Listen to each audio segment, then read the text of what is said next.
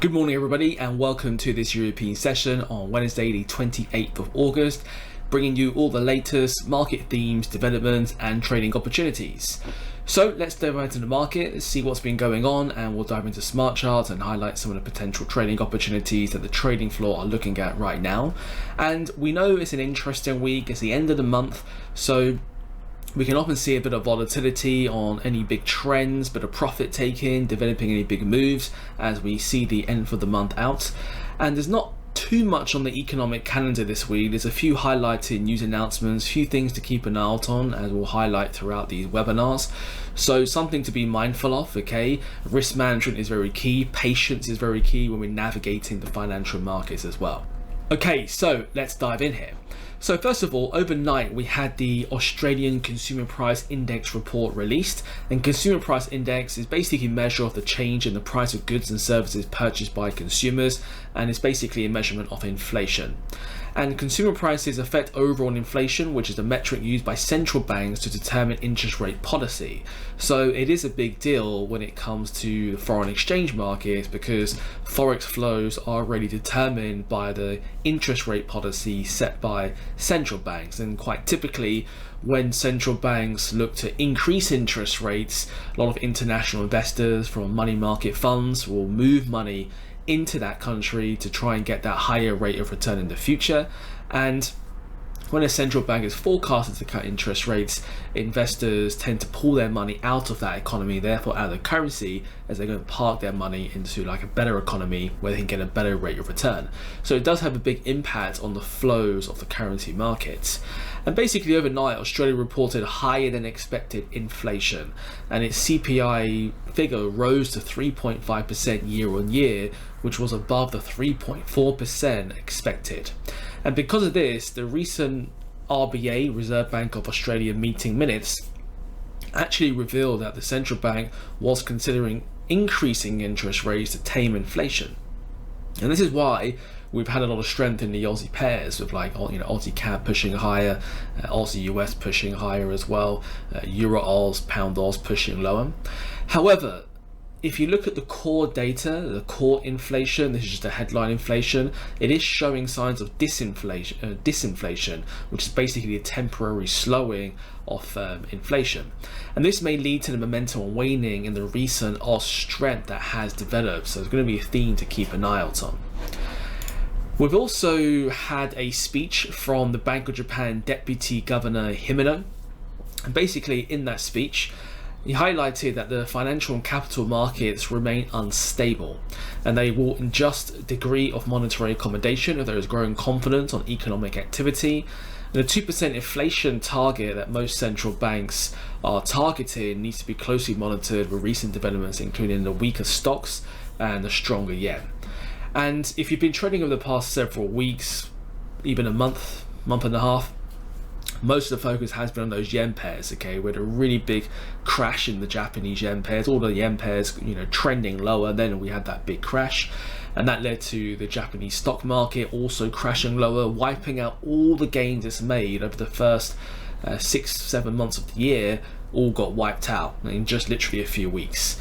And they had the biggest one-day drop since 1987. So there's a lot of instability,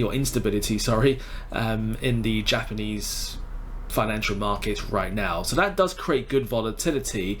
But if you have been trading recently, again, we did highlight this at the beginning of the week.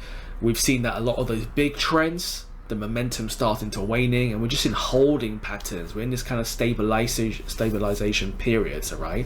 But it will be interesting to see if price will break out as people come back from their summer holidays and we get more volatility developing. So of course, we always need to stay up to date of what's going on in the market. We're going to exercise patience, but then be ready to act when the market tells us to.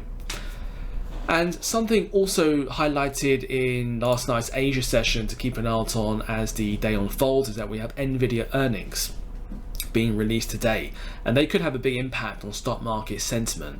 Now, Nvidia is already up over 160% this year so far. It's the biggest winner of the AI rally that we've had in technology stocks.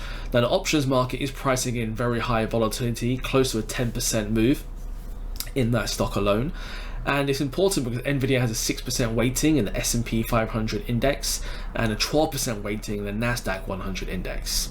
And the NASDAQ 100 index is a index of the largest 100 shares listed on the NASDAQ stock exchange, and the S&P 500 index is an index of the largest 500 shares listed on the New York Stock Exchange.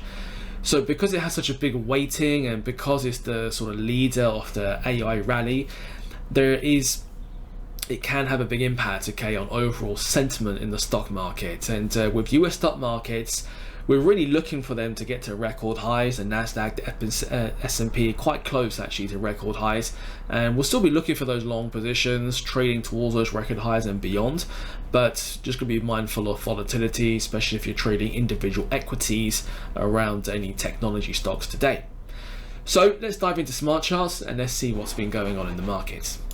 Okay, so far let's just get a quick update as we've returned from the bank holiday and the things that we were looking at yesterday and Tuesday. So we had that phase changer on the Canadian Swiss currency pair because we had a nice downtrend here that was developing. And as I said before, those big trends as we've come into this summer month of August, a lot of profit taking, and we're in these kind of holding periods right now, aren't we? Stabilization periods. But we did have some clues of Canadian Swiss actually getting below this yellow moving average again. And we were thinking, okay, maybe sellers could turn up here and we can get some momentum picking up. So this is a positional trade. If you're trading a complete beginner from Learn Forex, you trade momentum markets because they're high probability, but we're not in momentum markets right now. So you probably will be being patient or maybe trading other types of strategies and market conditions. Now, if you're a positional trader, we don't give these trades a lot of room to breathe because obviously we're positioning ourselves for momentum. So we talked overnight about the fact that, okay, this one isn't really going anywhere. So we've just literally closed it at break even because we didn't get the momentum we were looking for and to pick up, right? And we don't want to be sitting in these positional trades while the market is stabilizing. You know, it could just keep on going sideways, all right? So we've got to be mindful of that. So that was a scratch trade. We also highlighted the Swiss pairs. We'll be looking for this momentum, and actually throughout the day we had some good opportunities on the Swiss pairs. Most notably it was Euro Swiss.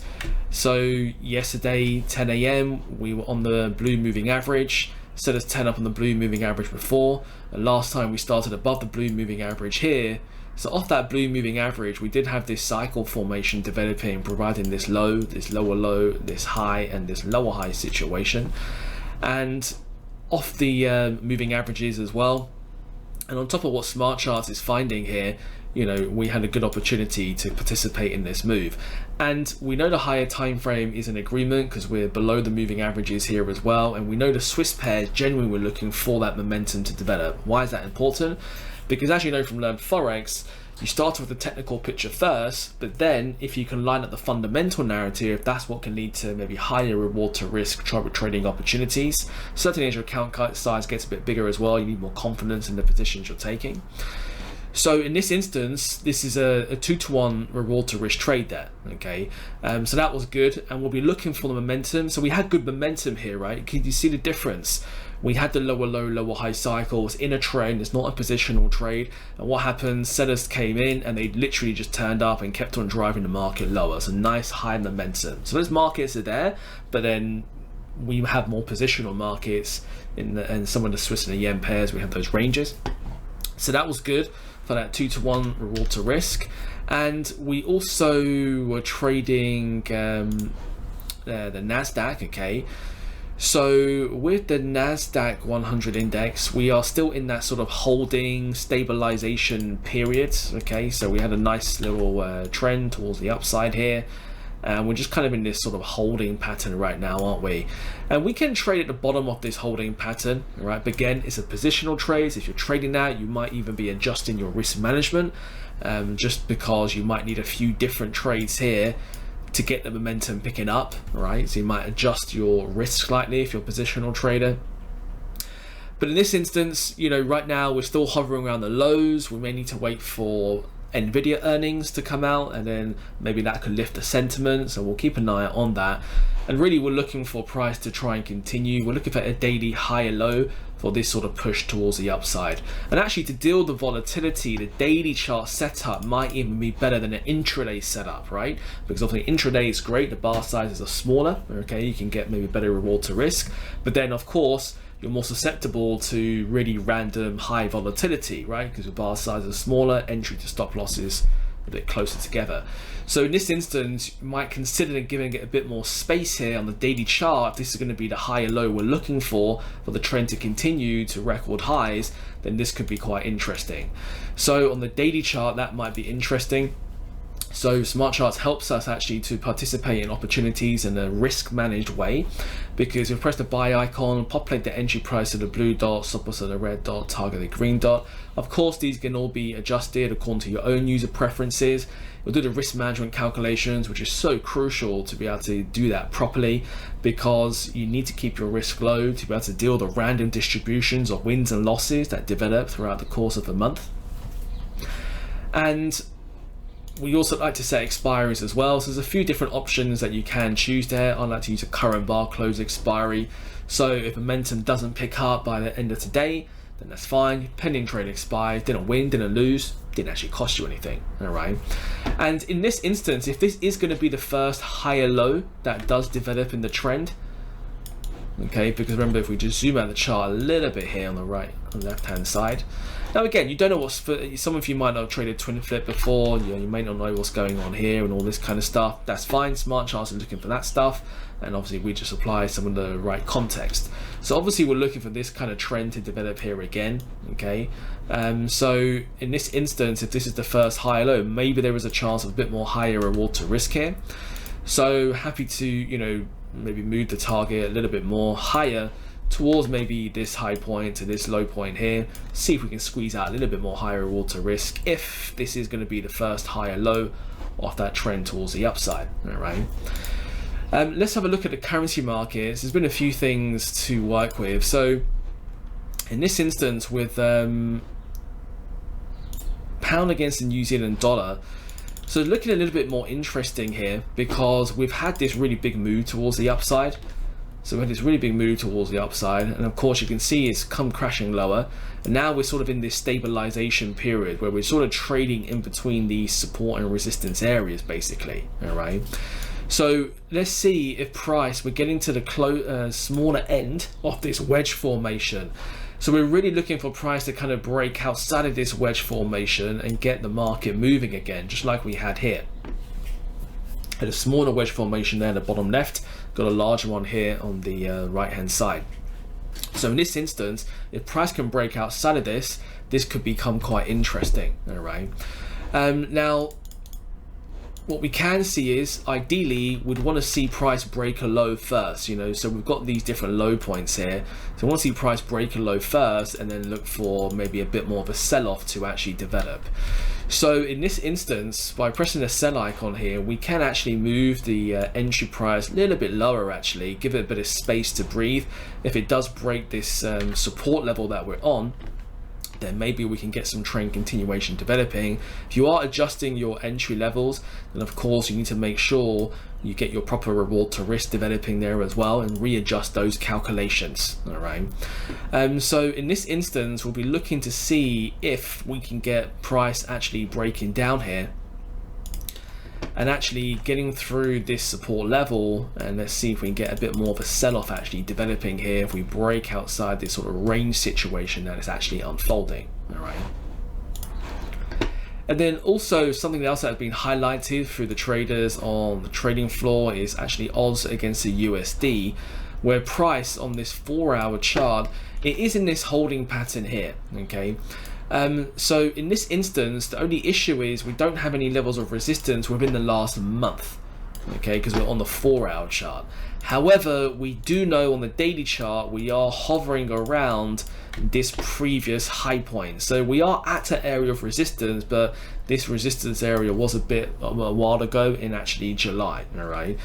So in Learn Forex, we said, look, on the 4-hour chart, stick to any 1, 2, 3, 4 setups that develop in the prior month. just because it will lead to higher momentum. Sometimes when your price level's a bit further out, okay, it may not give you the momentum that you're actually looking for. But there is obviously something going on here where sellers have turned up here before, so we'll be looking to see if sellers could actually decide to turn up here again and get a reversal unfolding. All right. So in this instance, some traders might consider actually trading this at lower risk. It depends if you're trading reversals. Of course, if you're trading multiple market conditions, trends, reversals, ranges, momentum, positional stuff, that's great. It's obviously going to lead to more trading opportunities, all right? So you also need to be mentally prepared to deal with the wins and losses that come with that. There's no point trading so many things under the sun and then panicking after 3 or 4 losing trades, because of course you're going to have that if you're trading a lot more things, all right? So this obviously depends on how you've been training yourself with your coach in dealing with that, all right? But in this instance, okay, if to adjust risk management here, Smart Charts makes this really simple, by the way. By pressing the sell icon here, it's already defaulted to 2%, but actually if you just traded that, let's say, to 1%, it will already recalculate your position size for you to make sure you're risking a maximum of 1% on the trade. Absolutely fantastic feature, right? And then everything else is the same. It will populate entry price at the blue dot, stop loss at the red dot, target the green dot. Of course, you can adjust them accordingly to your own preferences, and use different expiries here at the bottom as well. All right. So again, this comes down to how detailed your trading plan is. If you're trading a lot of strategies, market conditions, types of methods of styles, right? You might be adjusting risk management, but very important to be able to deal with the increased trading frequency and the random distributions of wins and losses. All right, that's it from me. So thanks for tuning in. All the best for your trading today, and I'll see you in either the Asia session or the next European session. Bye for now.